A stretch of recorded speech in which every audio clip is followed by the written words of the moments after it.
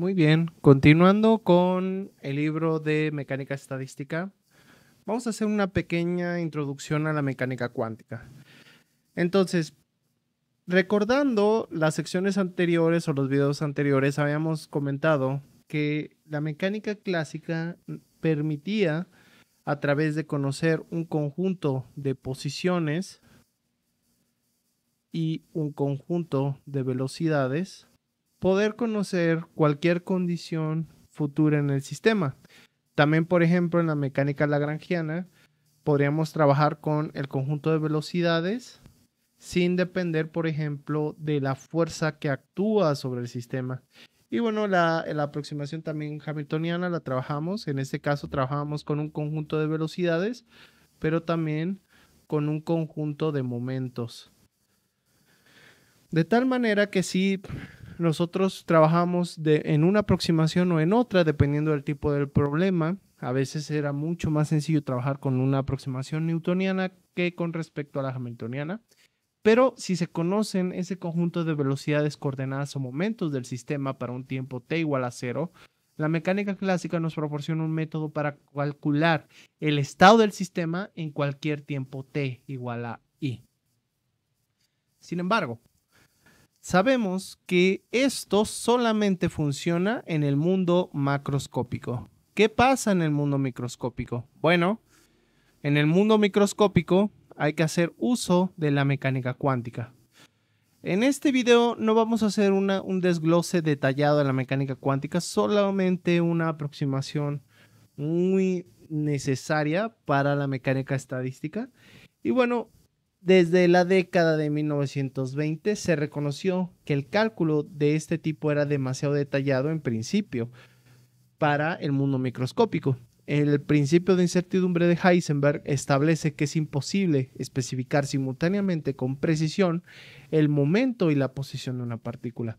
En consecuencia, la prescripción dada por la mecánica clásica tuvo que modificarse para incluir el principio de incertidumbre, y esta modificación dio lugar al desarrollo de la mecánica cuántica. Hay niveles para introducir estos detalles centrales, sin embargo, este no es el objetivo de este video, sino solamente dar los conceptos más fundamentales. Y probablemente el concepto más fundamental es el de la función de onda, donde la función de onda, que va a depender de las coordenadas y del tiempo, es lo único que necesitamos para dar una descripción detallada del sistema. Esta función de onda sí no tiene una interpretación física directa. Hay muchos detalles al respecto. Por ejemplo, es una función de onda.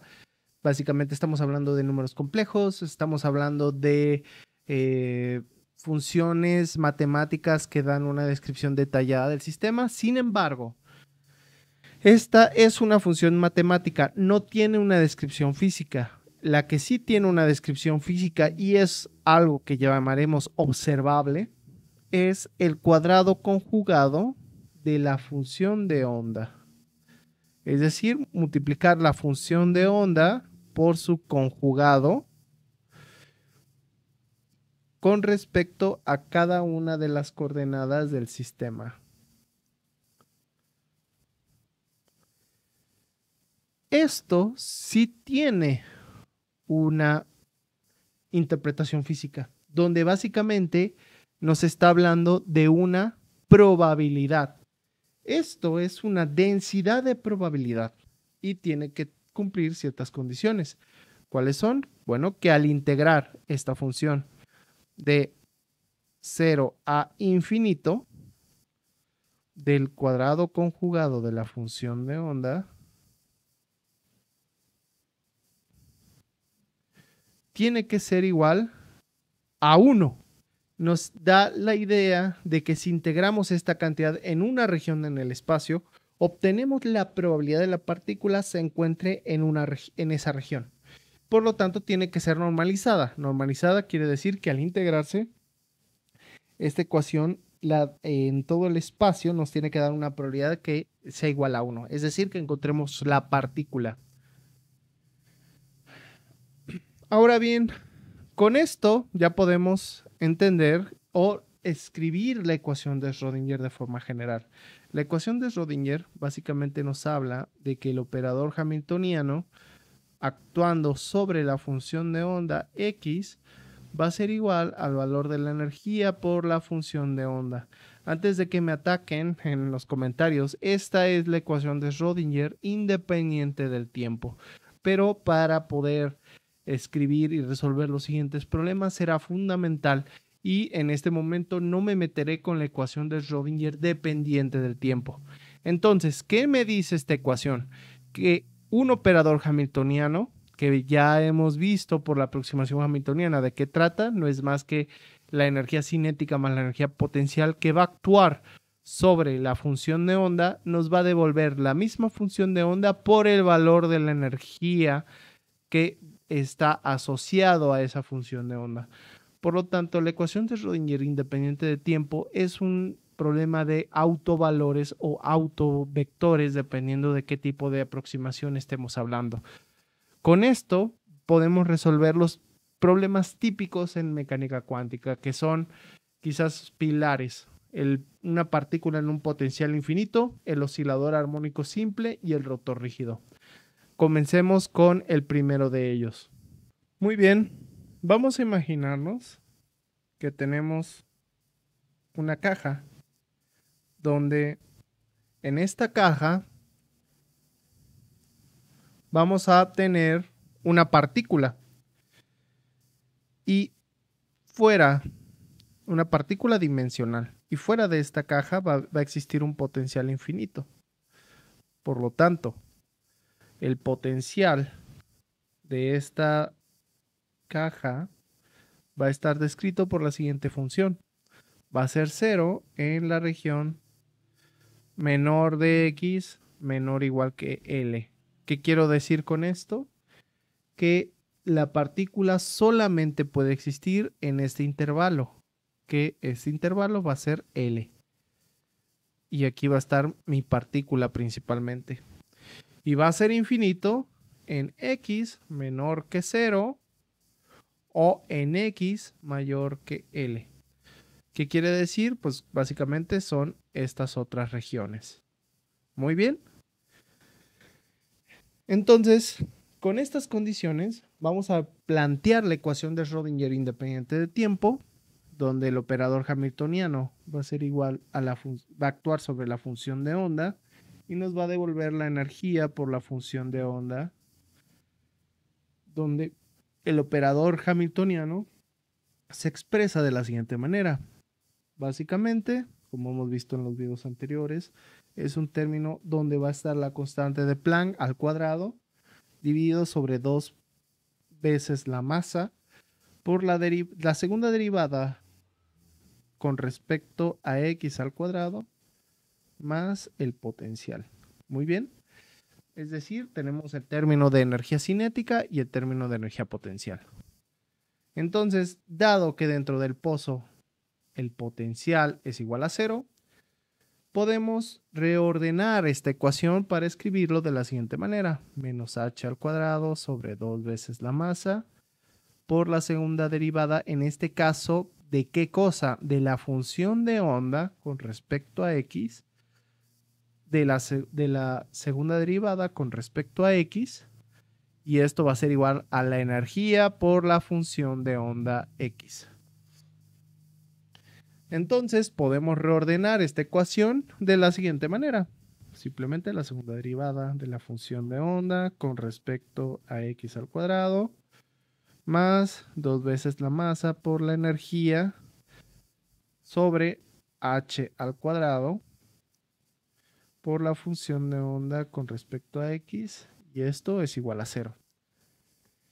Entonces, ¿qué es esto? Podemos reescribirlo como una constante de onda, donde k al cuadrado simplemente va a ser igual a 2 veces la masa por la energía sobre h al cuadrado. Entonces esto lo puedo reescribir simplemente de la siguiente manera: la segunda derivada de la función de onda con respecto a x más la constante de onda por c de x, esto es igual a 0. Muy bien. Ahora el problema sería resolver esta ecuación diferencial, pero si han visto los videos pasados, ya sabemos que esta es una ecuación diferencial de segundo orden con coeficientes constantes. Por lo tanto, ya sabemos su solución general. Su solución general es que la función de onda con respecto a x tiene la forma de a seno de, en este caso, k de x más b coseno de kx, donde a y b son las constantes que determinaremos con las condiciones de frontera. Por lo tanto, vamos a aplicar condiciones de frontera. ¿Cuáles son estas condiciones de frontera? Bueno, dado que el potencial en x es igual a 0 y x es igual a L. La función de onda debe de desaparecer en estos puntos. ¿Eso qué quiere decir? Que la función de onda tiene que ser igual a 0. Por lo tanto, C evaluado en 0 tiene que ser igual a 0 y C evaluado en L tiene que ser igual a 0. Muy bien, aplicaremos la primera condición de frontera. Entonces, cuando psi es igual a 0, esto es igual a por seno de 0, porque x es igual a 0, más b por coseno de 0, y esto es igual a b.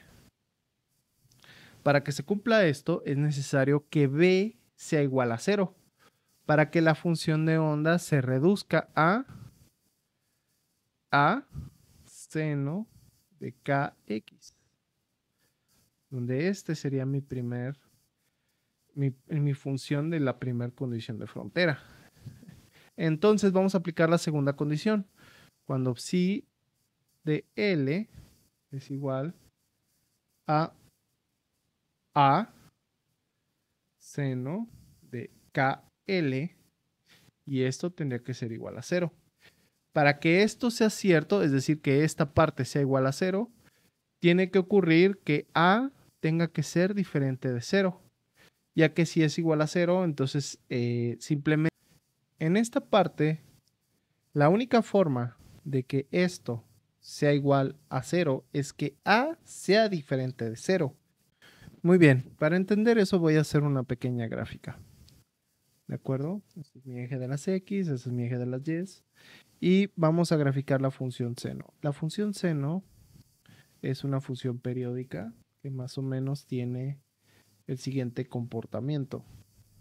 Ahora, aquí los puntos importantes son estos puntos.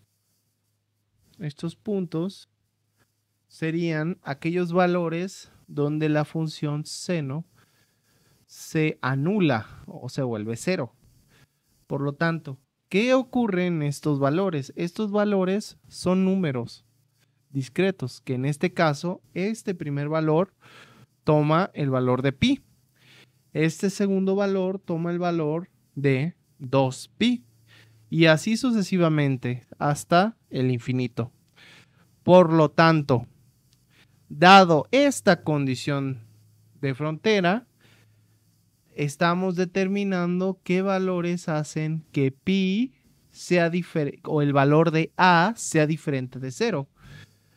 Y el argumento de seno debe de contener múltiplos de pi. ¿A qué me refiero? Que k de L tiene que tomar valores de npi, donde n es igual a 1, 2, 3 hasta infinito. Despejando k, lo que obtendríamos sería que npi es igual a L.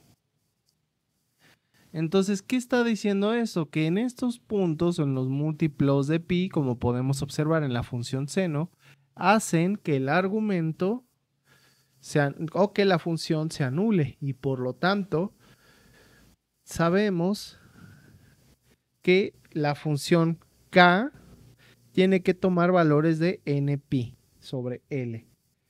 Ahora, ¿qué sabemos? Bueno, ya sabemos que k al cuadrado tiene que ser igual a 2 veces la masa por la energía sobre la constante de Planck al cuadrado. Por lo tanto, ya sabemos cuál es el valor de k, podemos sustituir. Me quedaría npi sobre L al cuadrado, y esto sería igual a 2 veces la masa por la energía sobre la constante de Planck al cuadrado. ¿Podemos despejar el valor de energía? La respuesta es sí. ¿Qué me quedaría? Me quedaría que la energía con respecto a n es igual a n al cuadrado por pi al cuadrado por la constante de Planck al cuadrado sobre 2 veces la masa por L al cuadrado. Para n igual a 1, 2 hasta infinito. Entonces, ¿qué es lo que me está diciendo la constante de onda? Que los valores de E solamente pueden tomar valores discretos, que son 1, 2, 3. ¿Qué quiere decir? Que estos valores de energía se encuentran cuantizados y por lo tanto dependen del número cuántico n, donde n son los números donde la función de onda se anula y por lo tanto son básicamente los nodos. Se llaman de esa manera los nodos. Muy bien. Ahora, las funciones de onda también pueden ser normalizadas. Vamos a normalizarlas. Entonces, la función de onda n con respecto a x, esto es igual a de n por seno de n pi sobre L, que depende de x. Para encontrar a de n, lo que tenemos que hacer es integrar la siguiente función de 0 a L de a de n al cuadrado por seno cuadrado de n pi sobre L con respecto a x, diferencial de x, y esto tendría que ser igual a 1 por la condición de normalización. Esta integral parece horrible, pero por suerte existe una identidad trigonométrica, la cual nos dice que la integral de seno cuadrado de a de x es diferencial de x, esto es igual a pi sobre 2 por menos seno 2ax sobre 4a. Por lo tanto, puedo aplicar la identidad y me quedaría a de n al cuadrado, que será evaluado de pi sobre 2 menos seno de 2 n pi x sobre L dividido entre 4 n pi sobre L evaluado de 0 a L, y esto es igual a 1. Podemos evaluar y me quedaría la ecuación de a de n al cuadrado de L sobre 2 menos 0, y esto tendría que ser igual a 1, ya que seno de 0 me quedaría igual a 0 y seno de L, todo esto me quedaría L sobre 2. Y bueno, aplicando un poco más de álgebra me quedaría esta ecuación. Al evaluarlo, al seguir la evaluación me quedaría a de n al cuadrado sobre L sobre 2 y esto es igual a 1. Por lo tanto, esto sería igual a de n. Esto es igual a 2 sobre L raíz cuadrada, ya que podemos cancelarlo de esta manera.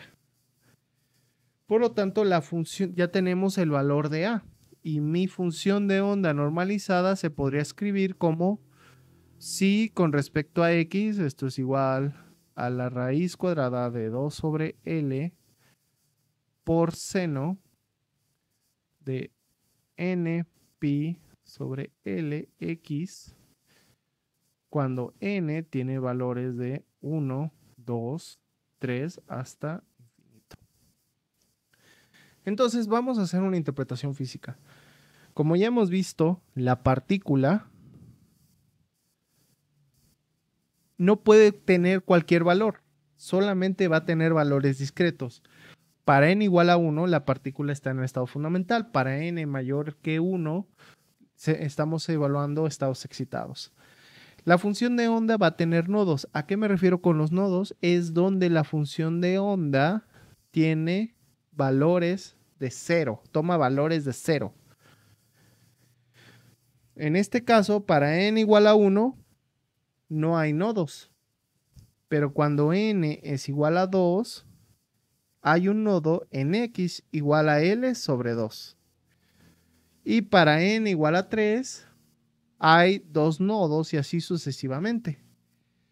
Y bueno, la densidad de probabilidad nos está dando una región donde vamos a encontrar la partícula. Y bueno, en conclusión, este problema es fundamental en la mecánica cuántica, ya que nos permite entender la cuantización de la energía, que la función de onda está normalizada y la interpretación física de los estados cuánticos. A continuación, vamos a resolver el oscilador armónico simple.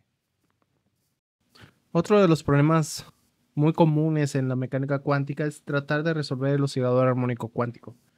Para ello, vamos a partir de la ecuación de Schrödinger independiente de tiempo, donde el operador hamiltoniano va a ser igual a la función de onda y eso nos va a devolver el valor de la energía por la función de onda. Por lo tanto, lo que tenemos que hacer es escribir un operador hamiltoniano que me describa el oscilador armónico. Para ello vamos a partir de la ley de Hooke, que sabemos de la ley de Hooke que la fuerza es igual a menos la constante por el desplazamiento en x, donde x es igual a 0 en la posición de equilibrio. Por lo tanto, hay que escribir esto en términos de un potencial. Para ello, puedo escribir que la fuerza no es más que menos la derivada del potencial con respecto a x.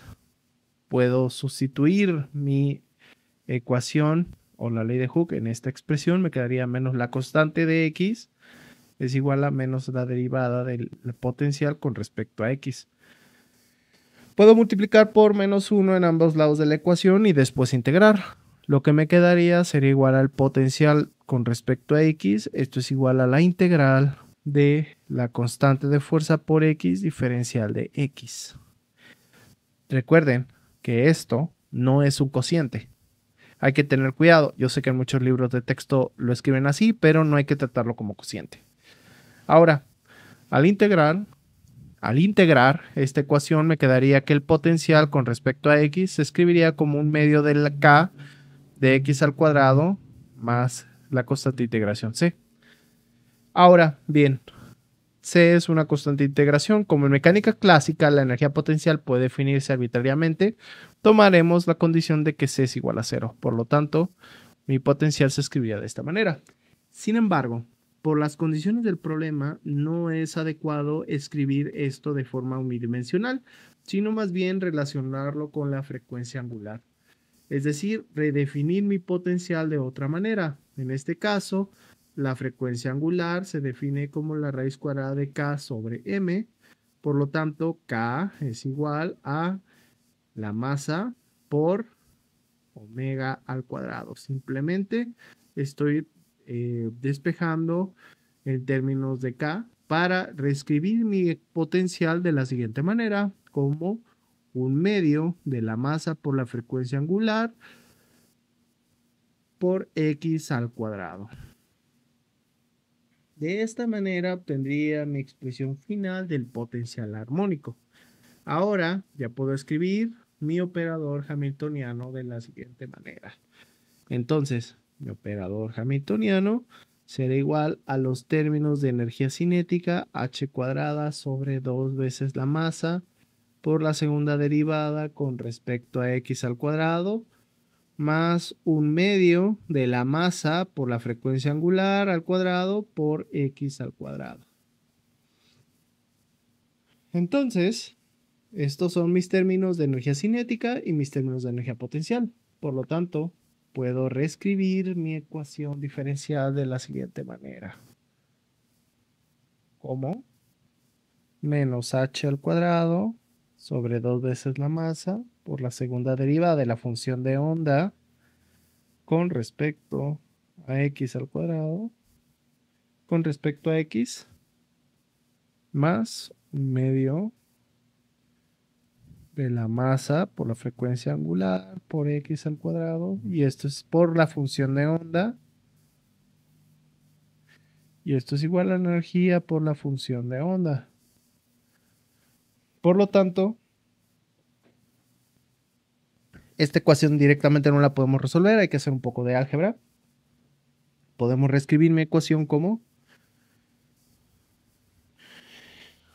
Entonces, que hemos reescrito nuestro problema, esto es un problema de autovalores, donde buscamos justamente encontrar los valores de E para los cuales la ecuación tiene soluciones normales, es decir, para lo cual la ecuación tiene valores iguales a 0.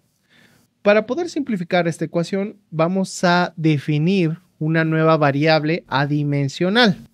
Esta variable adimensional la voy a llamar psi, es una E de letra griega, y va a ser igual a la raíz cuadrada de la masa por la frecuencia angular sobre la constante de Planck por X.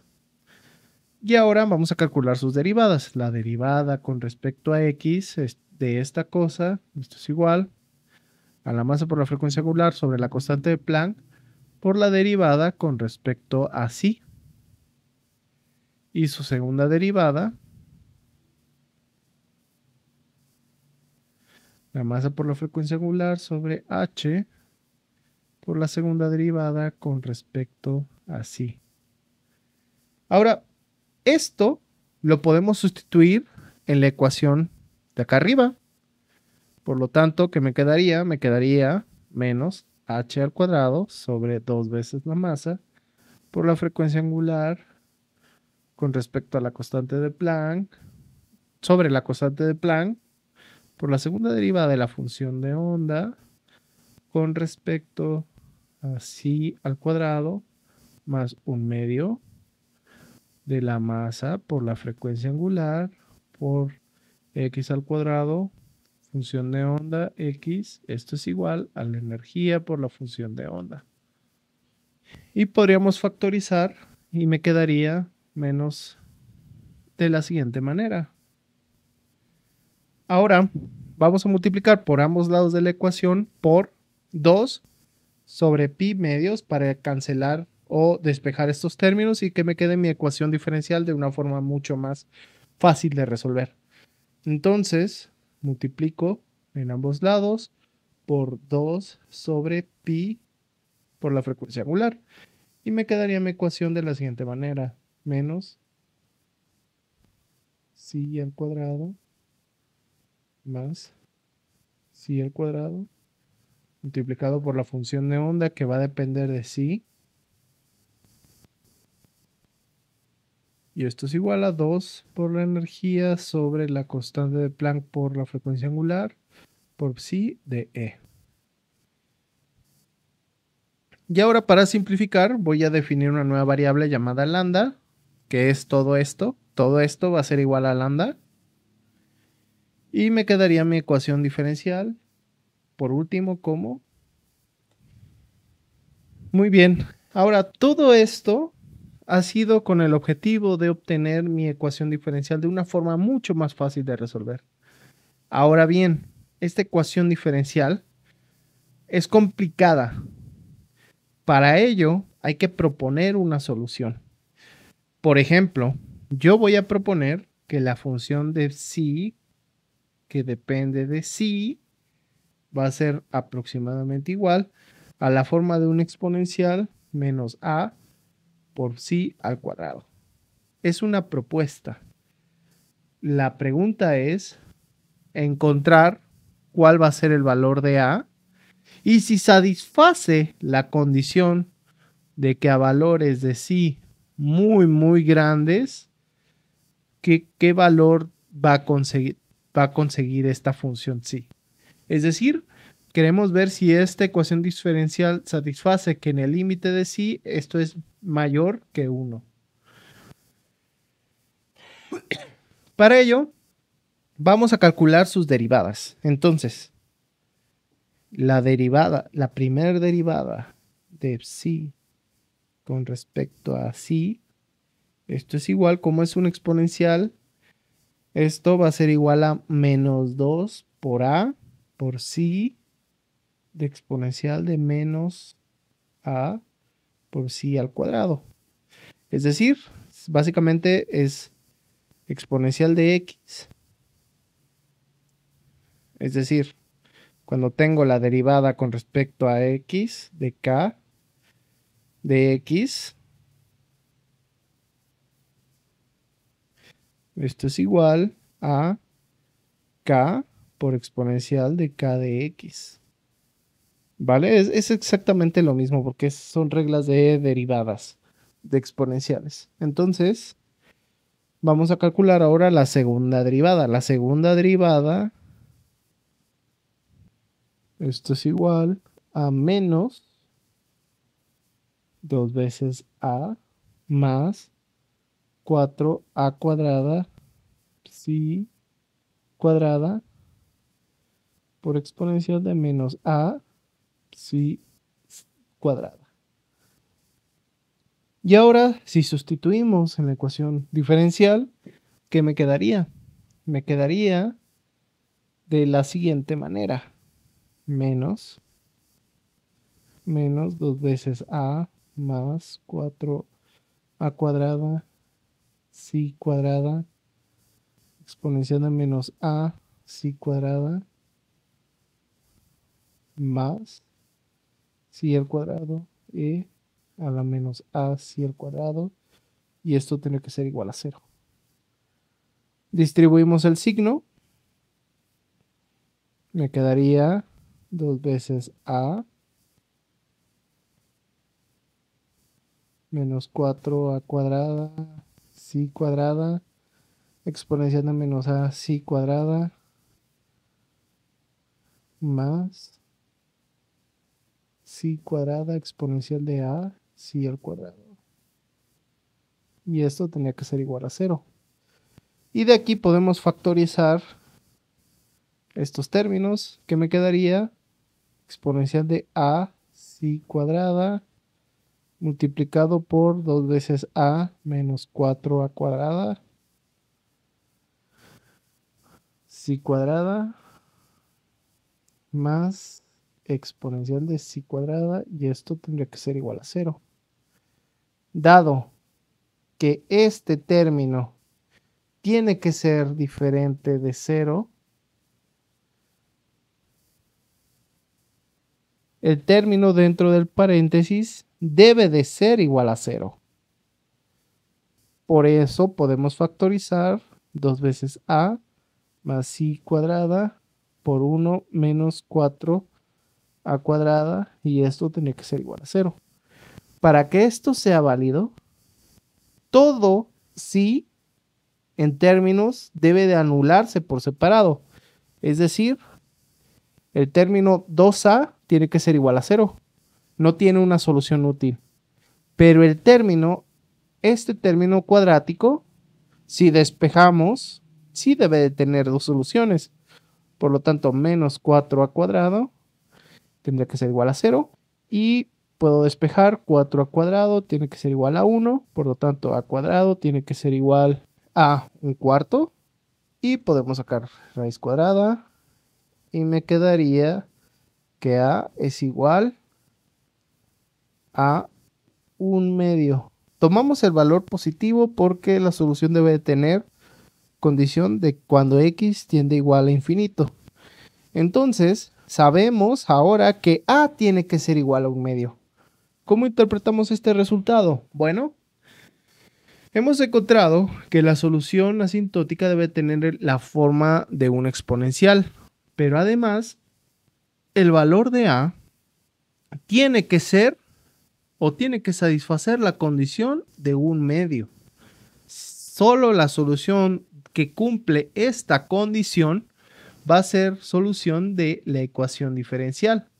De modo que ya hemos encontrado la solución tiene esa forma, y también podemos decir que esta ecuación diferencial se puede solucionar a partir de la ecuación de Hermite. Por lo tanto, lambda tiene que ser igual a 2 veces n más 1, que es un polinomio de Hermite. De tal forma que ya conocemos o podemos reescribir nuestro valor en términos de e igual a n. E igual a n tiene que ser igual a n más 1/2 de la constante de Planck por la frecuencia angular. Por lo tanto, las funciones de onda finales tienen que ser de la siguiente manera. A de n, h de n, que depende de psi, por exponencial de menos psi al cuadrado sobre 2. Las soluciones son los polinomios de Hermite y por lo tanto lambda tiene igual a 2n más 1, lo que implica que también los valores de energía se encuentran cuantizados de la siguiente manera. Ahora bien, ¿cómo serían las funciones de onda? Bueno, si graficáramos las funciones de onda, este sería b de x. El primer valor de energía sería para n igual a 1. Entonces, si n es igual a 1, me quedaría un medio por la constante de Planck. O bueno, dicho de otra manera, el potencial tendría que ser el valor de 0.5.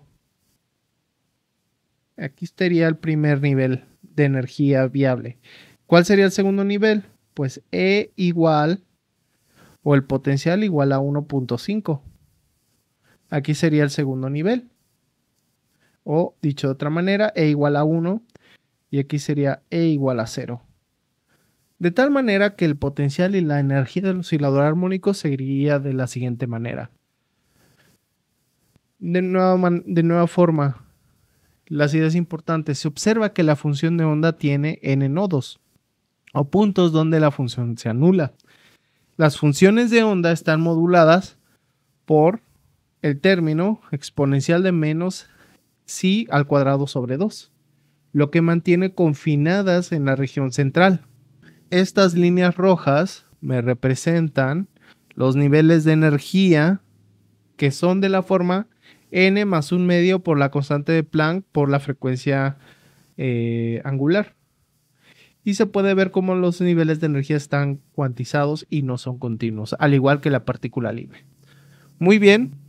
Y bueno, este es un ejemplo clásico para estudiar, por ejemplo, las moléculas diatómicas como el oxígeno o el ácido clorhídrico. De dos átomos están unidos por medio de un enlace en el cual el sistema solamente puede estar rotando dentro, en este caso de referencia, que sería la mitad del enlace químico.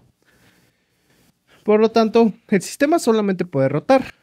Entonces, las coordenadas cartesianas no son convenientes para este tipo de problema. En este caso, es mejor trabajar con coordenadas esféricas. En este caso, R, que es el radio del sistema, θ, que es el ángulo polar o colatitud, y phi, que es el ángulo azimutal, que en este caso va de 0 a 2pi y el ángulo polar va de 0 a pi. Muy bien. Es importante definir que R es constante, ya que solo tenemos que analizar únicamente los movimientos de θ y de phi. Por lo tanto, para poder resolver este problema hay que definir primero la energía del rotor rígido. En este caso, la energía del rotor rígido se define como T en clásica va a ser igual a un medio de I por la velocidad angular al cuadrado, donde I no es más que el momento de inercia por la masa reducida por R al cuadrado. Recordando que la masa reducida es un tema fundamental y muchos problemas, inclusive la aproximación por Oppenheimer, utilizan este concepto para poder definir un nuevo sistema de coordenadas. Entonces, en mecánica cuántica utilizamos un momento angular, que es un operador angular cuántico, llamado L cuadrada. Entonces, el hamiltoniano se escribe de la siguiente manera, donde L es el momento angular cuántico dividido entre 2i, donde el operador actúa sobre la función de onda y va a depender de los ángulos θ y phi. Ahora bien, este operador L es mucho más complicado. L cuadrada, que es un operador cuántico, va a ser igual a menos h cuadrada por 1 sobre seno de θ por la derivada con respecto a θ por seno de θ por la derivada con respecto a θ más 1 sobre seno cuadrado de θ con la derivada con respecto a phi Entonces, esta es una derivada con respecto al ángulo teta y esta es una derivada con respecto al ángulo pi. Y seno de teta es el factor geométrico que aparece porque estamos en coordenadas esféricas. Por lo tanto, tendríamos que reescribir nuestro hamiltoniano de la siguiente manera. H es igual a menos la constante de Planck sobre 2 por el momento de inercia por 1 sobre seno de teta por la derivada con respecto a teta por seno de teta por la derivada con respecto a teta más 1 sobre seno cuadrado de teta por la derivada. Es que ya conocemos esto. Tendríamos que resolver la ecuación de Schrödinger. En este caso, la ecuación de Schrödinger se reescribiría de la siguiente manera. Esta función, que va a depender de teta y de phi, y esto va a ser igual a esta función, que va a depender de teta y de phi. ¿Por qué hago esto? Bueno, ya que esta ecuación es muy complicada, vamos a utilizar el método de separación de variables. Esta teta y phi va a depender, es una función, yo estoy describiendo que mi función de onda va a depender de la parte azimutal y de la parte radial. Y yo puedo entonces utilizar el método de separación de variables para resolver esta función de una forma mucho más sencilla. Ahora, antes de eso, voy a multiplicar en ambos lados por menos 2i sobre h cuadrada para cancelar alguno de estos términos. Por lo tanto, mi ecuación se escribiría de la siguiente manera. 1 sobre seno de teta por la derivada con respecto a teta por seno de teta por la derivada con respecto a teta más 1 sobre seno cuadrado de teta con respecto a la derivada de phi al cuadrado, y todo eso multiplicando por mi función psi, que va a depender de teta y de phi, y esto lo voy a reescribir como lambda, y esto va a ser igual a lambda por e por teta por psi, que va a depender de teta y de phi. Ahora, ¿quién es lambda? Pues bueno, lambda es igual a 2i por el valor de la energía sobre h cuadrada, que en este caso e lo voy a pasar como lambda. Entonces esto sería lambda. Ahora, esta es la ecuación que tenemos que resolver. Vamos a resolver la ecuación por el método de separación de variables. Por lo tanto, ahora vamos a suponer que la función psi va a tener, que va a depender de teta y de phi. Su solución va a ser esta teta, que va a depender de teta prima, por esta psi, que va a depender de phi. Por lo tanto, este es el método de separación de variables. Lo que estoy diciendo es que yo puedo escribir mi función como un producto de otra función que va a depender uno de teta y otro de phi, de tal forma que pueda resolver esta ecuación diferencial de una forma mucho más sencilla. Entonces vamos a sustituir en la ecuación original y reemplazamos mi ecuación. Me quedaría 1 sobre seno de teta por la derivada con respecto a teta por seno de teta, y esta función que depende de teta más